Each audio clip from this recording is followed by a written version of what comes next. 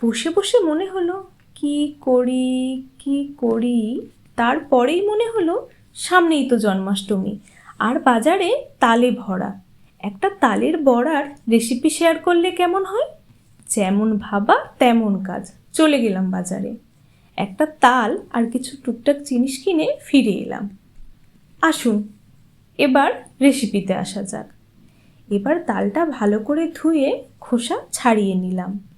অল্প অল্প জল ব্যবহার করে তালের পাল্পটা বের করে নিলাম। এবার একটা ছাঁকনির সাহায্যে তালের আঁশটা আলাদা করে নিলাম। পাল্প এক্কেবারে রেডি। তালের বড়া বানানোর জন্য প্রয়োজন সুজি, মৌরি।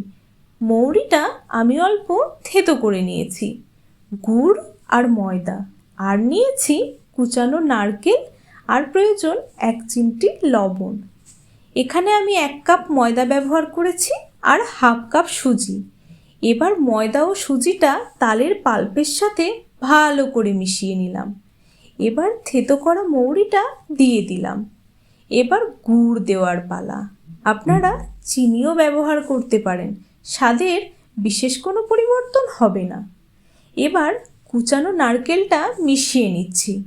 আপনারা গ্রেটেড কোকোনাট ইউজ করতে পারেন, তবে এই কুচানো নারকেলে প্রতিটা বাইটে নারকেল বেশ ভালোভাবে পাওয়া যায়। এবার এটাকে 10 মিনিটের জন্য ঢাকা দিয়ে রেখে দিন। ব্যাটার এক্কেবারে রেডি। কড়াইটা গরম করে তেল দিন। খেয়াল রাখবেন বড়াটা ভাজার সময় তেল যেন মাঝারি তাপমাত্রাতে থাকে। এবার একটা একটা করে কড়াইয়ে দেওয়ার পালা। তালের বড়া কাদের কাদের পছন্দের কমেন্টে জানাতে ভুলবেন না। এটি আমাদের বাংলা সংস্কৃতির অমূল্য অংশ। বিশেষ করে জন্মাষ্টমী আর তালের বড়া যেন অভিন্ন।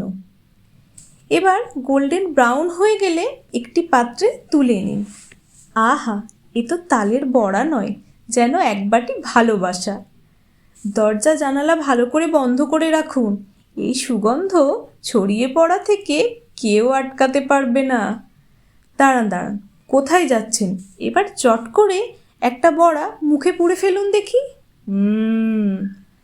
আহা, যেন স্বর্গ। লাইক আর সাবস্ক্রাইবটা করে যাবেন কিন্তু।